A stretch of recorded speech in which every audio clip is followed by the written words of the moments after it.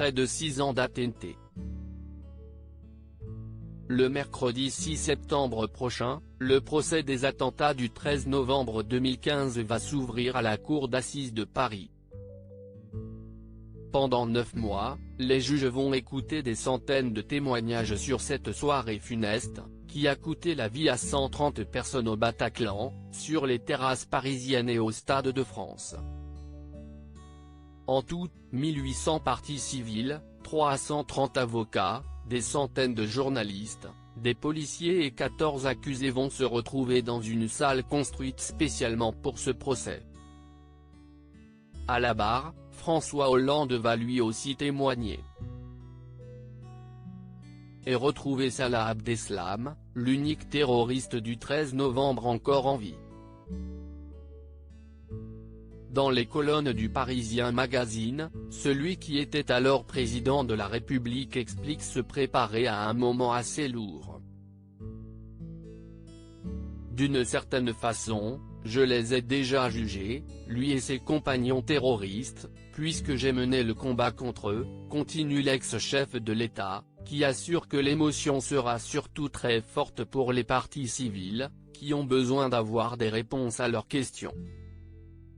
Lesquelles? Pouvait-on prévenir ces attentats? Pouvait-on intervenir plus rapidement au Bataclan? Il faudra faire la lumière là-dessus aussi, explique François Hollande à nos confrères, convaincu d'avoir pris les bonnes décisions ce soir-là, d'avoir persuadé les Français de tenir dans cette nuit bien sombre.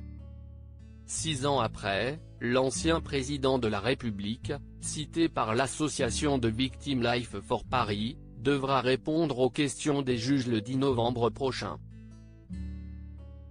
Bernard Cazeneuve, alors ministre de l'Intérieur suivra, tout comme l'ex-directeur de la Direction générale de la sécurité intérieure, l'ex-directeur de la Direction générale de la sécurité extérieure ou François Molins, l'ex-procureur de Paris. Comment François Hollande a vécu le 13 novembre 2015 ?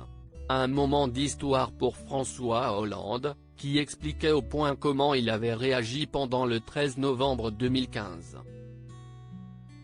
Pour le président qui doit faire face à une attaque d'une envergure inédite, qui se retrouve confronté à la guerre sur son propre sol, si est d'abord l'esprit de décision qui doit l'emporter, décrivait-il. Et tout cela en ressentant au plus profond de soi une émotion comme père de famille. Mes enfants vivent et sortent dans ces quartiers proches du Bataclan. Un de mes fils est présent parmi les spectateurs du Stade de France.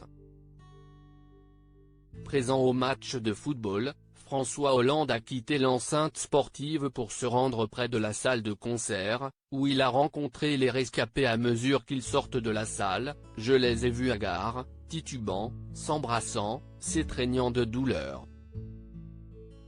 Ce sont des survivants, qui ont dans leurs yeux l'effroi qu'ils garderont en eux leur vie entière. Ces images seront non seulement inoubliables, mais aussi ineffaçables.